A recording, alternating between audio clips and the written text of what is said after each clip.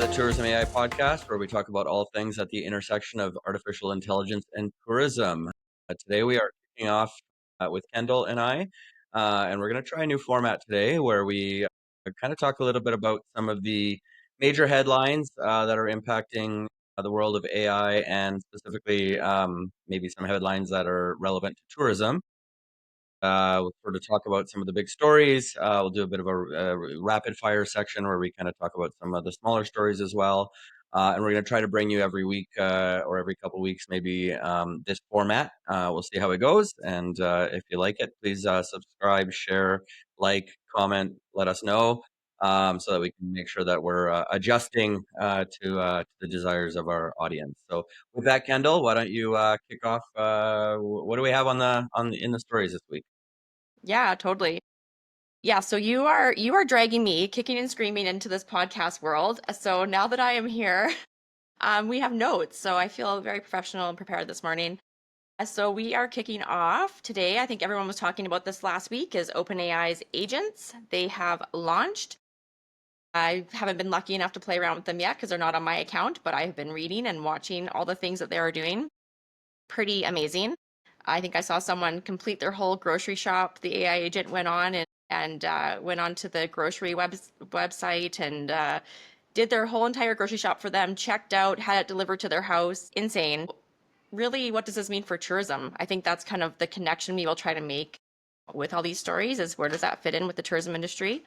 So I think this is like every traveler's dream, right? A personal concierge that can do their research, do their bookings, kind of take it from there. So I really think that this is a huge opportunity for DMOs, but it also obviously raises the stakes. You know, these agents can browse their websites and can book things. So really, what does this mean? What do you think? Like, if agents are making these decisions based on what they read online, what happens if a destination story is outdated or their website isn't up to date? What are your thoughts on this?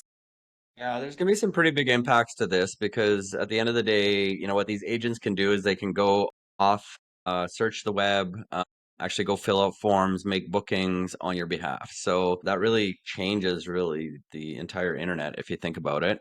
All of a sudden, we're going to have this internet where agents are talking to agents and humans aren't going to be in the loop and decisions are going to be made. Now, I will say that ChatGPT's agents, the way they're set up is that they have kind of checkpoints for the human in the loop, so they won't do things without asking for permission first, at least not for now. But it has a big impact on a lot of actually tourism websites because we're going to actually have a guest next week that's going to talk about this in a little more detail. But not all websites are sort of set up and ready to handle these agents currently, and there's a big kind of SEO play, search engine optimization play to this whole thing, and a whole technical setup of your website that needs to be considered to make sure that your website is essentially is set up to be able to speak and communicate with these agents and be able to actually provide the form for these agents to fill out.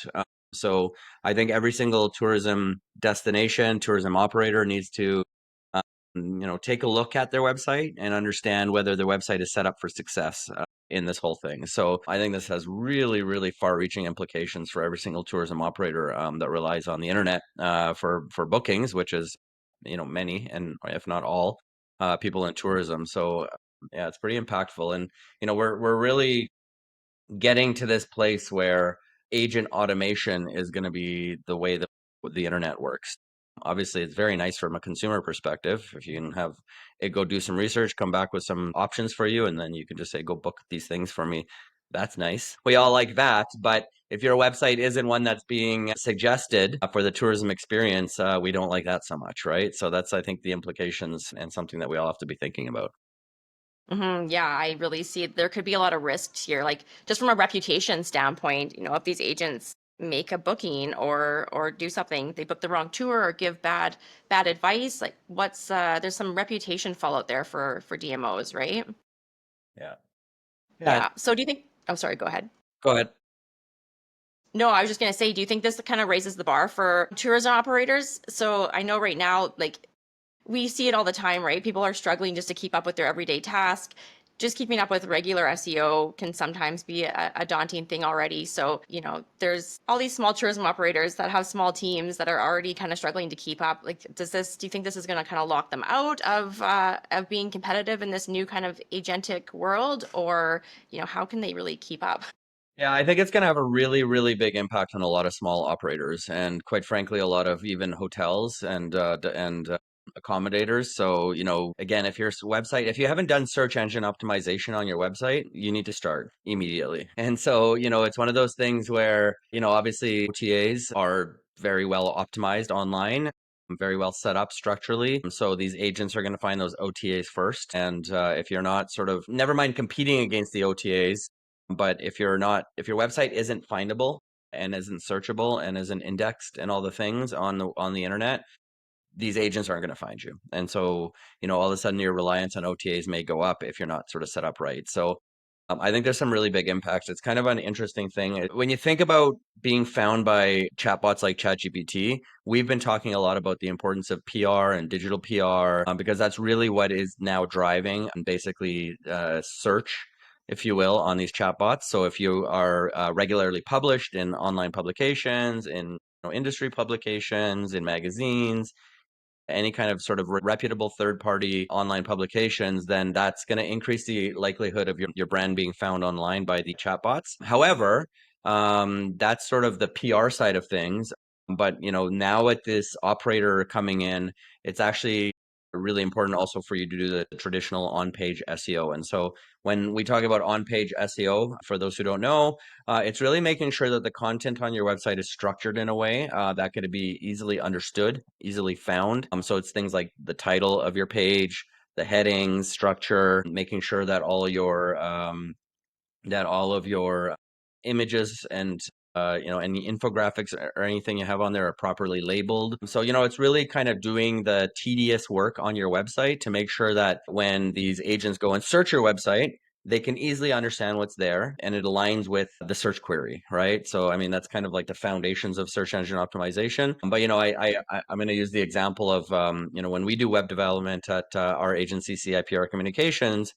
Often we come across people who have worked with web developers who are design first web developers versus digital marketing first web developers. And so when we build a website at CIPR Communications, we're a digital marketing agency and we build websites for being found on search. And I see this all the time in tourism. In fact, we have a client that built a website with a design agency, beautiful website, completely useless. They're going to be in a lot of trouble because of this, because if you don't actually set your website up properly and use proper descriptors, use proper words, you're just not going to be found. And this is not a time to be creative. I always tell people, when we're thinking about naming things, naming services, it's not really about you. It's actually about your clients and getting into the heads of your clients and how your clients would search things, right? So it's the same concept here, right? If your clients are going to be looking for certain things using certain keywords, you need to make sure your website's set up with those keywords, making sure those keywords are there in the right places, structured the right way, so that the AI agents can also find those keywords and make sense of your website. So, it's kind of never been more important to think about your website from a SEO and a technical on-page perspective than it is now. And give it another 12 months and like it's going to be, I don't know if anybody's going to search the internet anymore. I certainly don't go to Google anymore. I don't know about you, Kendall. I do Yeah. not search on Google anymore at all. So, ChatGPT or Perplexity or Claude, those are my go-tos, and that is what brings me back information from the internet. And so, the world is changing extremely quickly, and if you're not sort of in the game, you're going to fall behind more and more. Yeah, totally. I agree. It's funny how much we're talking about that unsexy work lately.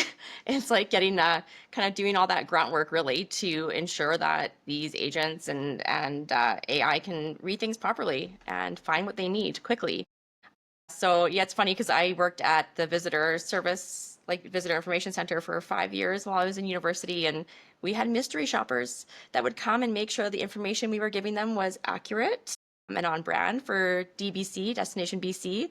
So, like that might be something that DMO should start considering is kind of running these like mystery shops using agents to see if it can find the right information. Well, and what I think people can do, Kendall, honestly, it's not that hard. Is, first of all, if you want to see whether your brand even shows up on tools like ChatGPT or Gemini or whatever, put in some queries, ask it some questions. Obviously, knowing what you do and how you want to be found. See if, let's just use Kamloops as an example, because I know that's where you are. Is, imagine you're a tourism operator in Kamloops, and you offer, I don't know, a wine tour, let's just say, for example, put in keywords like, hey, I'm looking for a wine tour. I'm going on vacation and I'd like a wine tour in Kamloops, and just see what happens, right? See what comes up. And then if you have the ability to use the agent tool in ChatGPT, and there's other tools that also have agentic capabilities, so they're not the only ones, put in, let your agent go to work and see what happens, right? And that's the quickest way just to know whether your brand's going to show up or not. And if it doesn't show up, then you need to talk to a digital marketing agency. You need to talk to somebody that understands this stuff and figure out what you need to do. And this is not a plug for our agency at all, but we can give you an audit. We can give you some recommendations for free, help you along the path. But there's a lot of work to be done here, and this isn't, unfortunately, the thing about this SEO is search engine optimization isn't like an ad where you can just turn it on and suddenly you're found. It takes time, and it takes time to get results, and you can only do so much at once, unless you have unlimited budget, which nobody has. And so, unfortunately, it's like you need to, if you haven't been doing SEO for the last 10 years, you need to start today. If you have been doing SEO and you're not seeing the results, you need to get a better SEO agency, because an SEO agency that's focused on AI and agentic. There's a lot of agencies out there that sort of don't really know what they're doing. Quite frankly, I see it all the time. So you really need to be asking a lot of questions of your SEO company. If you're not seeing results, you need to think about making a change, because it's getting more and more important. And I know that being found online is the lifeblood of many tourism organizations. Hmm. Totally. Maybe this time next year we'll be just like offering mystery shops, AI mystery shops. That'll be a new service for us. Totally. All right, I think we'll move on to story number two, which is kind of was blowing up last week that Meta rejected the EU AI code. So this is EU's, it's a voluntary AI code of practice. It is intended to boost transparency for safety and general purpose AI. And interestingly enough, OpenAI signed on to it, but Meta declined, saying that it overreaches and stifles innovation. So we see this all the time. So interestingly enough, I know, kind of this is in the EU, so how does it affect, Canadian DMOs or Canadian marketers? But, Europe is a market for a lot of DMOs and even like Destination Canada. So should DMOs be worried that the AI tools they're using, they're often built by these global tech companies. So should we be worried, or should anyone be worried that these tools that they're using that rely on these data practices wouldn't fly under the EU kind of their guidelines? I guess it's not a law, but Yeah.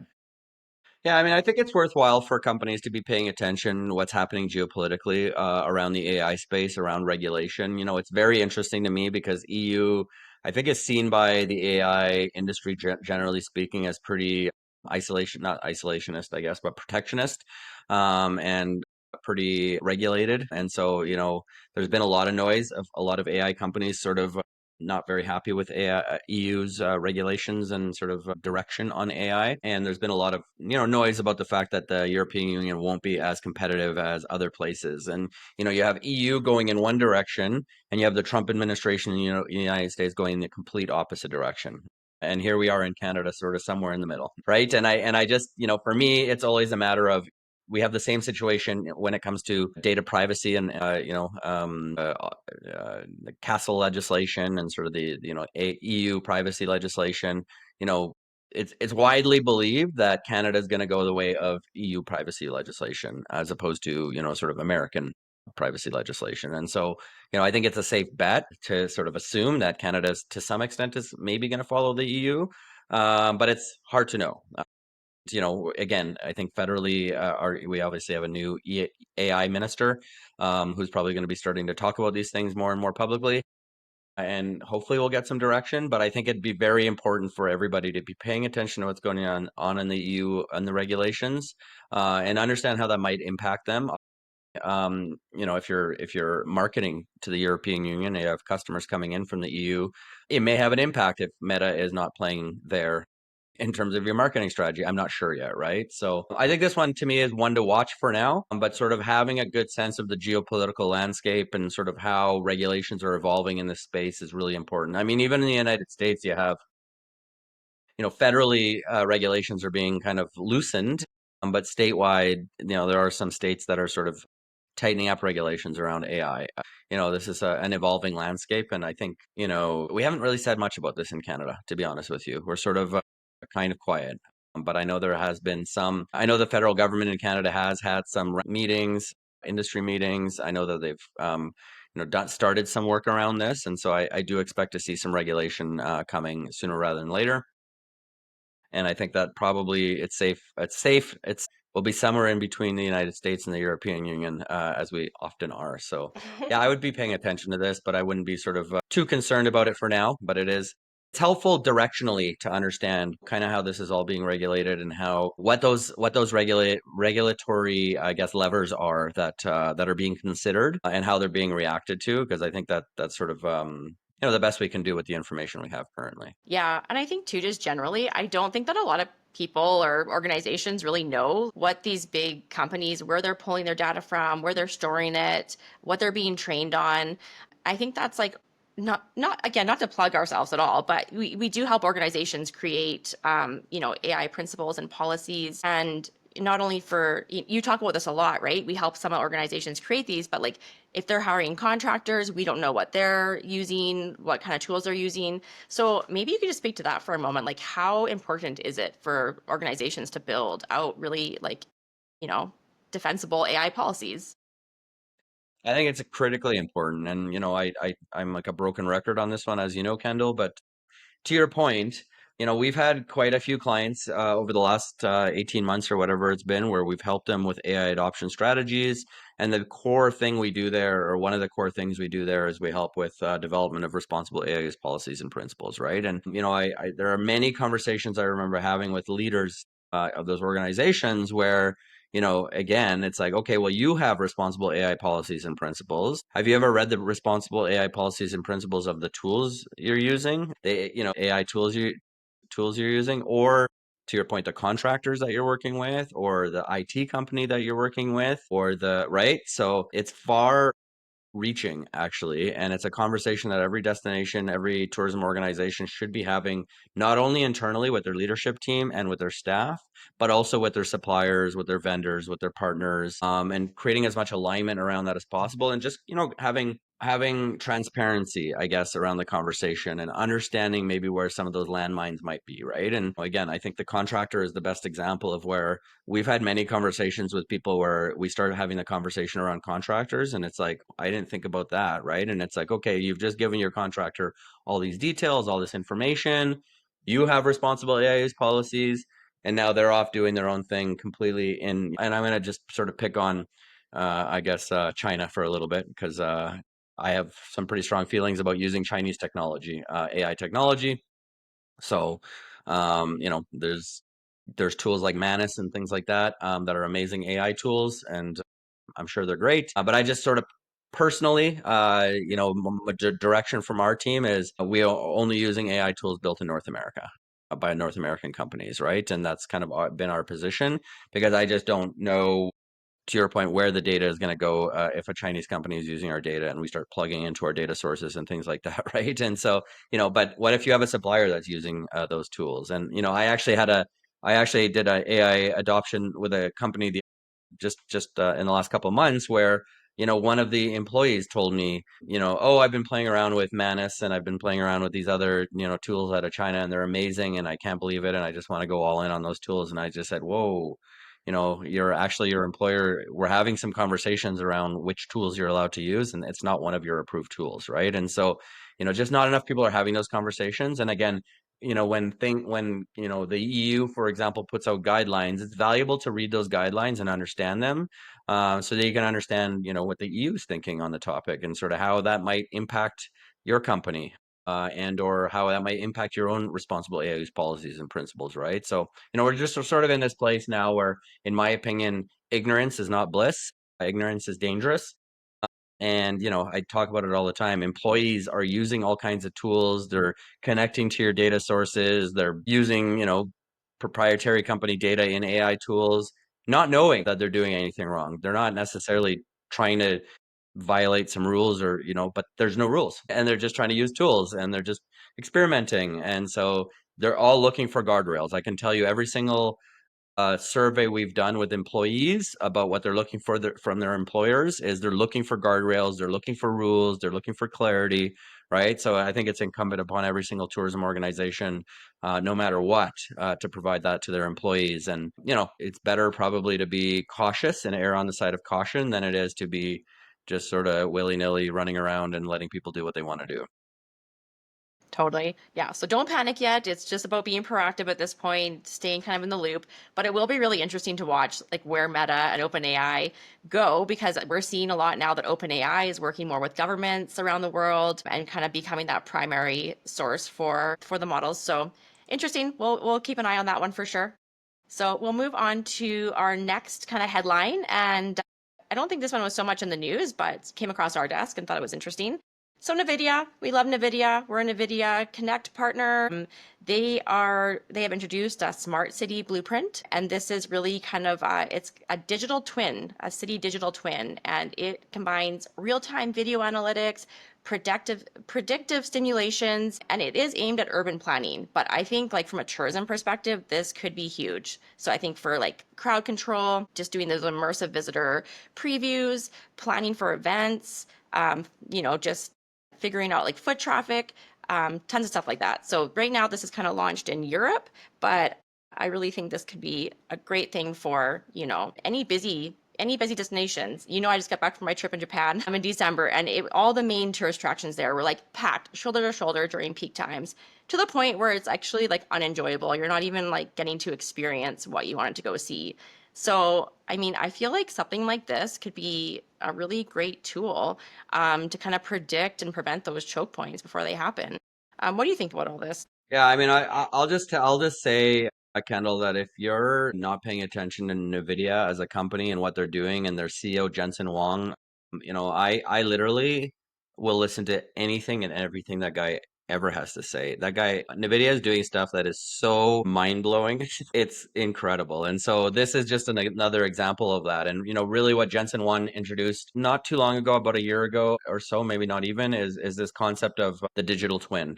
And this, applies into manufacturing, and it applies really to almost any industry where, you can kind of create almost like a simulated world and you can start to do testing in that simulated world prior to going into the physical world. And that's actually an amazing kind of concept to think about because, if you can test things in a simulated world in a safe environment, in a controlled environment and sort of see how it works and then start rolling it out in the physical world, that really first of all accelerates the ability to roll things out, accelerates testing, allows you to manipulate a lot of variables, so really dynamic and sort of deep kind of testing. And so I think this is just the beginning of a complete transformation in the way we live our lives in cities, right? And so, I would love, and I'm just going to put this out there, as you mentioned, we're part of the NVIDIA Connect program. If there's a destination out there that wants to sort of partner with us and see if we can go and approach NVIDIA together to sort of, do a blueprint for a smart city using AI, using their methodology, let's do it, right? Let's figure out how to kind of make it work. We have some contacts there we can reach out. But I think to your point, over tourism, how do you kind of disperse people in situations? What if there's I'm thinking about the World Cup coming to North America. Obviously, for football, soccer, there's going to be a lot of activity in that. So it's not only over tourism, but what if there's a I don't know, a terrorist attack or some kind of, an unfortunate incident that happens during a big event like that, right? So, this gives city planners and tourism people really the opportunity to sort of, kind of test these kind of situations and simulations prior to things happening so that you could be better prepared. So to me, I really see something like this as an opportunity, I think, for tourism to really maybe step in and try to take a leadership role, and actually bring economic development, city planners, right? Bring everybody together around this concept and see if you can kind of, make this happen for your municipality. So, I mean, I think it's really exciting. I think a lot of what NVIDIA is doing is exciting. They are literally creating libraries of the world's information. Again, go listen to Jensen Huang. They've created basically these like, you know, full libraries that's like everything we know about, I don't know, whatever topic, right? And I think that this concept around these smart cities is they're going to create sort of a library of everything we know about sort of urban planning and smart cities. And so there's going to be a lot of knowledge coming out of kind of this concept that they're sort of rolling out. Yeah, I mean, I think it's a pretty exciting time to be alive if you think about these types of things, right? Totally, yeah. Yeah, I was gonna ask like who you think should take the lead on that, whether it be DMOs or kind of city urban planners. And I do think that it's a great opportunity for, the tourism industry to kind of step in there and try to pilot these things. Actually just do you think that where do you see like the role of tourism industry associations in things like this? Because I know, especially in our experience working with smaller DMOs and just like DMOs across, we know that some are really like more forward future facing, right? Like they want to jump in and explore, some aren't. So do you think that like the TIAs of the country kind of take a role in bringing something like this forward, or do you think it would just be a matter of like a few strong DMOs at a municipal level kind of Yeah, taking it's a a lead? hard question to answer, Kendall. I think it depends on the relationships in each kind of jurisdiction. And so, I'm going to sort of pick on maybe Northwest Territories, let's just say, because that tourism association is also a DMO. And so they have a bit of a unique situation when compared to, for example, a TIA BC, which is, more of just a pure industry association. But, I do think there's a role for the TIA organizations to play, at least as being facilitators of the conversation and at least of being, the people that bring other people together. And, if I think it's just a matter of, to me, something like this is really about, the visionaries in all of the industries coming together, right? And just sort of bringing the vision together and saying, hey, let's do something here, right? And it's not easy work, as you know, bringing people together, especially across sectors and disciplines. And like the thing that's interesting about the NVIDIA program here is, they'll so the blueprint workflow comprises of 3 steps. First, developers create a sim ready digital twin of locations and facilities using aerial, satellite, and data and map data with Omniverse and Cosmos, which are two kind of NVIDIA tools. Second, they can train and fine tune AI models like computer vision models using NVIDIA Tau and whatever NEMO Curator to improve accuracy for vision AI use cases. Finally, real-time AI agents powered by these customized models are deployed to alert, summarize, and query camera and sensor data using the Metropolis VSS blueprint. So like, this is sort of a combination of NVIDIA technology, satellite technology, cameras that are available. So, I know a lot of destinations, for example, have, live cameras of the city in their in their visitor center. So, that's a data point. And so that sort of puts tourism in the game, if you will, right? And certainly if other tourism operators have, let's just say the golf course has a camera, a real-time camera, and the ski hill has a real-time camera. We know that these tourism operators often do have a camera because people want to see kind of what the conditions are when they come and visit. So, now suddenly you have 5, 7, 10, 8, 12, 15, 30 camera sort of operators that you can bring together that make up the tourism ecosystem. That to me is a group of people that can come together that have the cameras that can go partner with some, the municipality that might have some other cameras located. And all of a sudden now you have a group of people that can come together and kind of bring something to NVIDIA in terms of the data needed to actually make this work, right? So that's kind of the role I see I see happening. Again, I think like a TIA organization probably would have to kind of have a pretty strong partnership with a DMO. I think about if I think about British Columbia, for example, like Vancouver is what makes sense here as a starting point because it's a big city, lots of infrastructure, lots of cameras, right? Whereas rural, maybe less so, right? But who knows, right? I think it's to me, it's just sort of, those visionaries coming together and just going to NVIDIA and saying, hey, we want to work with you. I think there's a big openness from companies like NVIDIA to make this happen and to accelerate this. Yeah, that'd be amazing. Very, very cool. Also, a whole can of worms with surveillance, but there's a Coldplay joke in here, but it's been overdone.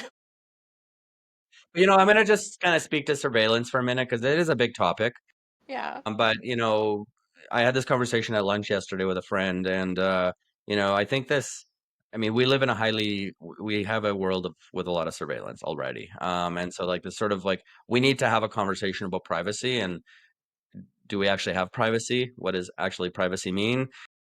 Because there's a lot of surveillance already, and so just sort of being realistic about that reality, right? But we're being watched and recorded, unfortunately. So I don't think we're going back on that one. Yeah, absolutely. All right, great conversation there. So we're going to move into a bit of a rapid fire round. So I'm going to throw some different kind of headlines at you, and I just kind of want to get your rating, like your hype rating on a scale of 1 to 10. So if you think it's kind of worth the hype. So we're going to start here.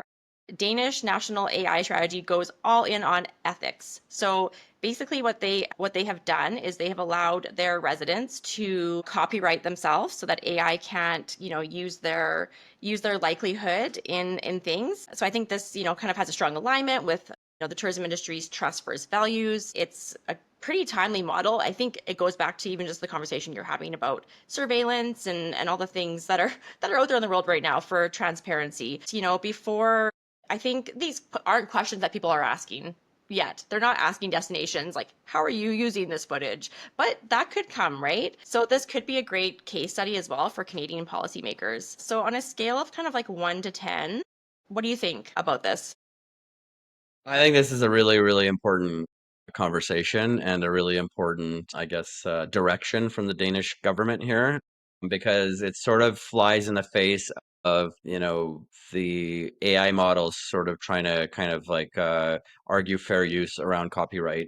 We all know, I think it's pretty well known that AI models essentially have been ripping off copyrighted information to build their models, ripping off a lot of things. And it's been sort of this Wild West culture of, well, we'll just sort of do it and then we'll ask for permission or we'll ask for forgiveness later. And there have been some court cases recently, actually, where I know Claude actually won a recent court case around copyright that might have some pretty big implications for the AI companies, maybe feeling justified that they've basically violated copyright laws and they're getting away with it. And so, this is a really interesting. I think this is going to be a battleground for the next 5 years, let's just say, and it'll get sorted one way or the other. But I think, all this is an example of all humans need to be having this conversation because obviously we're all producing, you know, obviously copyrighted materials, but also not copyrighted materials to the point of surveillance. We're all being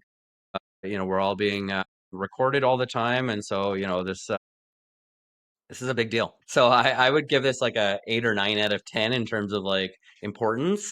And I think that the Danish government here is sort of putting their flag on the ground saying, no, we don't want this. And it's actually aligned with a little bit to some extent with the EU conversation we had earlier, and that Europe has sort of taken a strong stance against a lot of these practices, whereas the United States is kind of taking the opposite stance, right? And, and in Japan, I don't know the exact details, but Japan also kind of blanketed sort of said, kind of any training data put into an AI model is fair use. I don't know if that's the exact language they use, but they have some kind of pretty open, sort of copyright sort of beliefs when it comes to AI model training. And so, it's a very, very important battleground. And yeah, I don't know where it's going to end up, honestly. This one is, I think, one to watch. Mhm. And again, if you think about building responsible AI's policies and principles for your organization, maybe having some language around copyright and how you sort of believe what you believe about copyright and privacy and data protection and all those things at a minimum is what every tourism organization should be thinking about, right? So, yeah, I don't know honestly where this is going to end up, but I think Mhm. there's going to be lots of litigation and lots of legal battles all over the place, and potentially humans protesting and standing up against these companies. So I think this is going to be a pretty big battleground for humanity in general. Nice. Okay, so an 8 or 9 out of 10. All right, the next one is it's not quite generative AI, but I threw it on here because it's super fun and I really liked it. So the photon matrix, is that what it's called?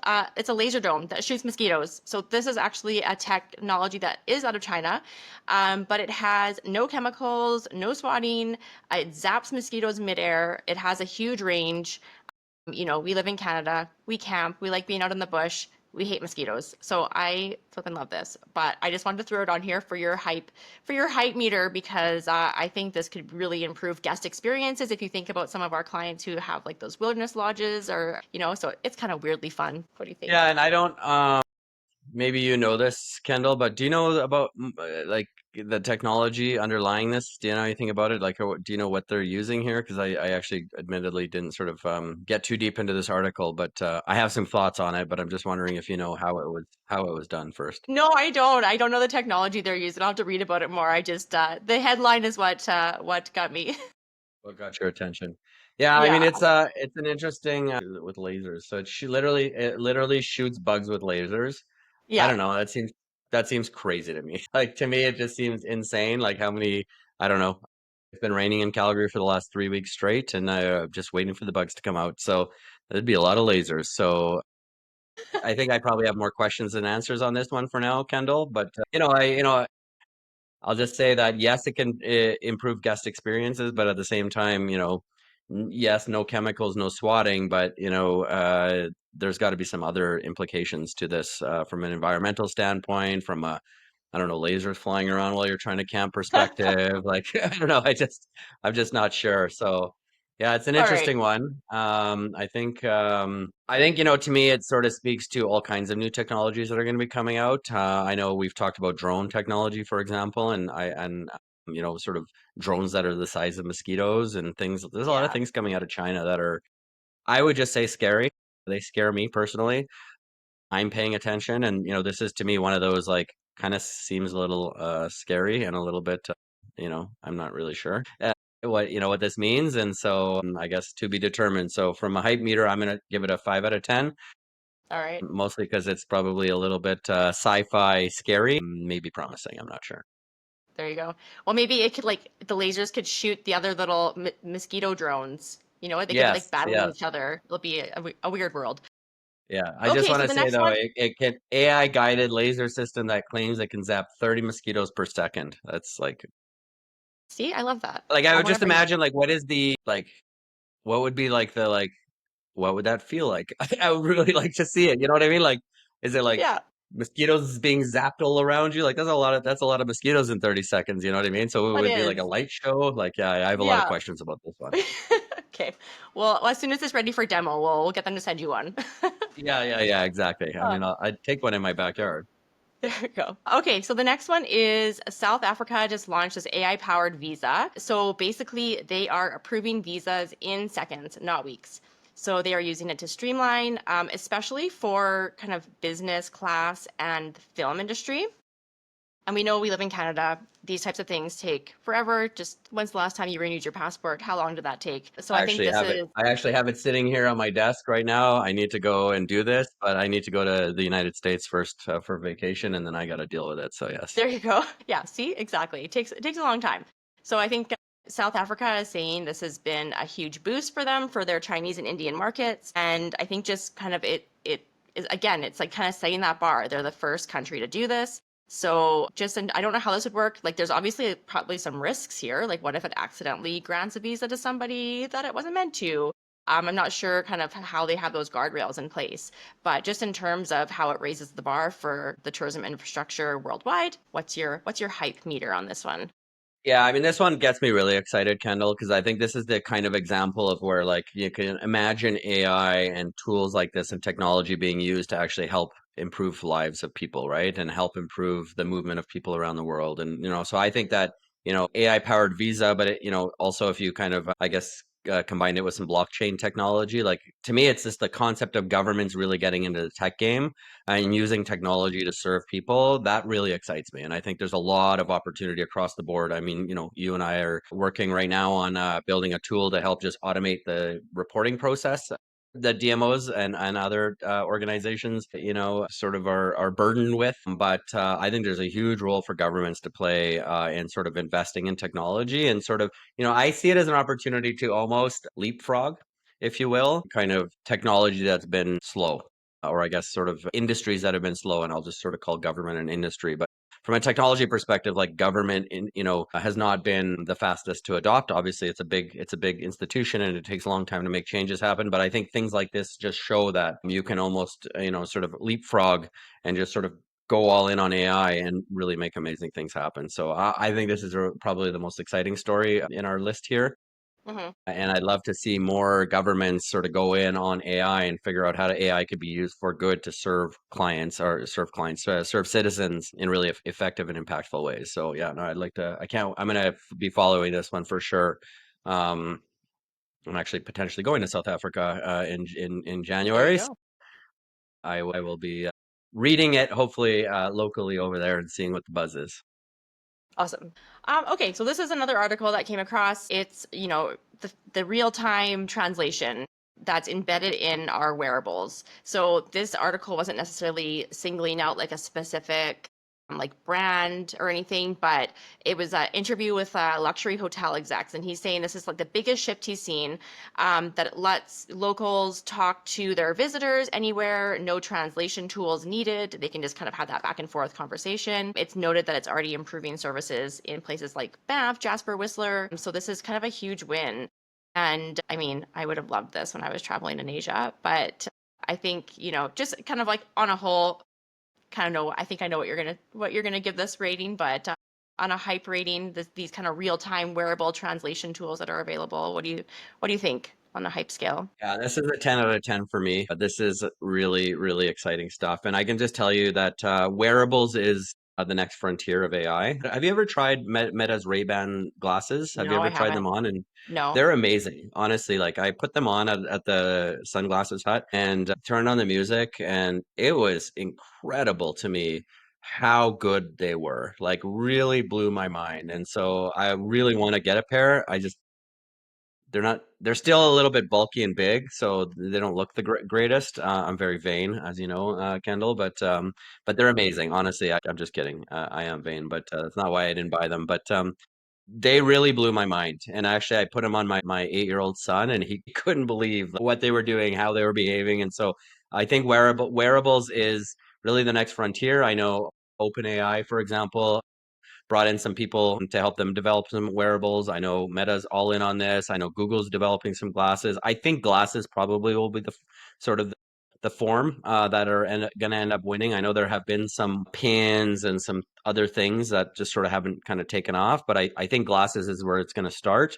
And I actually expect potentially other forms of wearables to take off. So I think this is kind of where it's all going. And, again, just the ability to be talking to your glasses and your glasses translating for you or looking at a menu that's in Japanese and it's, showing it to you in English. Like that's That's amazing from cool. a tourism perspective, to your point of what a different experience that is of traveling to a place and being able to understand everything and in real time have conversations. I mean, that Hmm. completely changes the experience of tourism and travel, right? So, and it completely, makes the world a much smaller place, I would say, and much less intimidating for travelers. So, yeah, I'm really excited about this. Definitely, this is, I would say, an area we're going to be focused on and following closely. And, there are other wearable technologies, I should say, that like are very useful to DMOs today. For example, there's a tool that we recommend to people in visitor centers, for example. It's called the Claude Pin and they have a necklace version of it. And what it does is it's just a transcription recording device.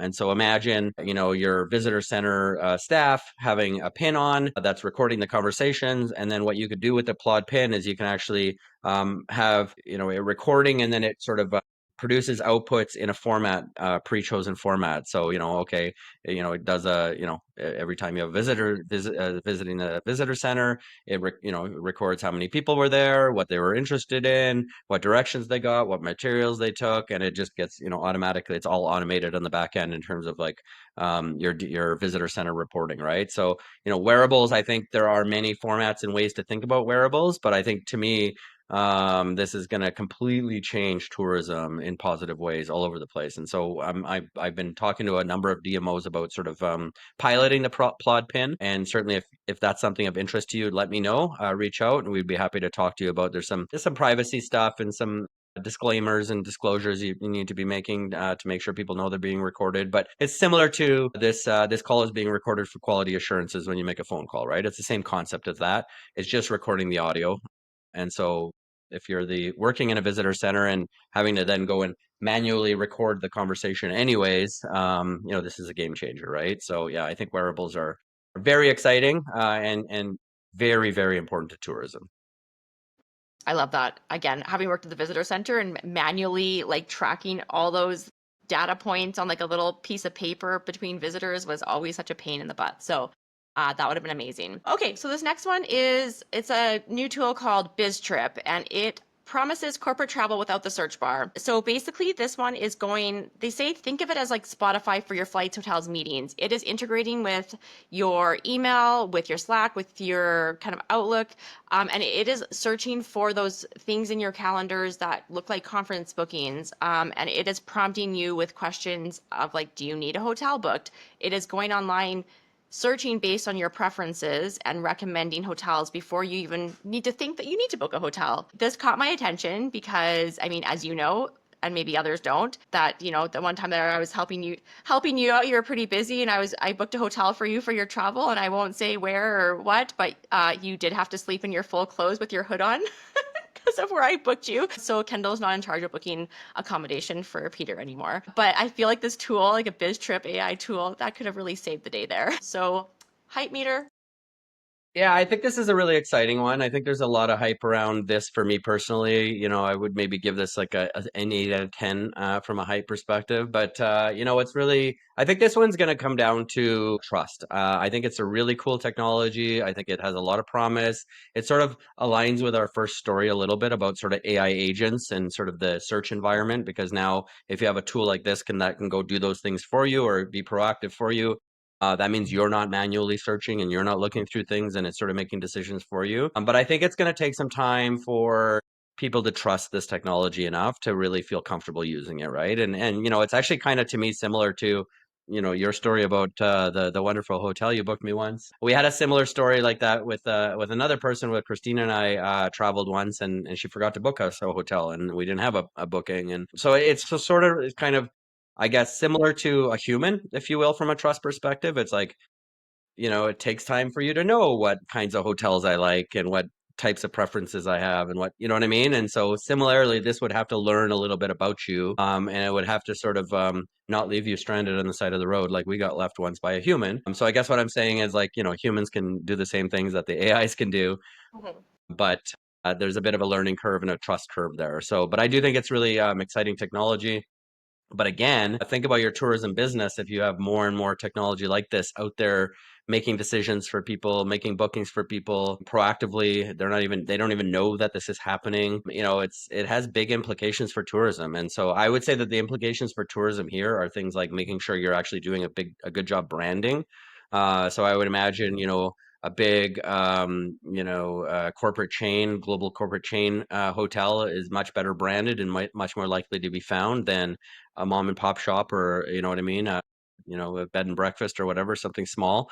And so I think it's gonna have I think all of these tools and all of this technology is gonna have this sort of unfortunate effect in the short term of the big brands are going to benefit and the smaller brands are going to struggle. And so everybody that has a smaller brand and a smaller accommodation, smaller tourism operator really needs to think about branding much more seriously than they ever have. And I know that there's a cost to that, but if you don't, I think there's a big risk of you getting wiped out. So, it's sort of one of those, there's like pluses and minuses to this kind of technology. And I fear a little bit, and I'm concerned a little bit for the small guys and sort of not doing the right things, not being visible, not showing up for these tools, and then just not getting booked, right? So yeah, the competition is going to be changing, I would say, and the game is going to be changing quite a bit for the tourism industry.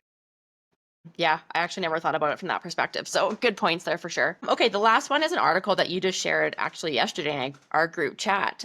And this one is a little bit different than the BizTrip one. It's an ex-Google and TripAdvisor executives that they've launched an AI travel startup called Direct Booker. So this one is really, it's not really the same thing as the BizTrip. It's more about focusing on direct bookings.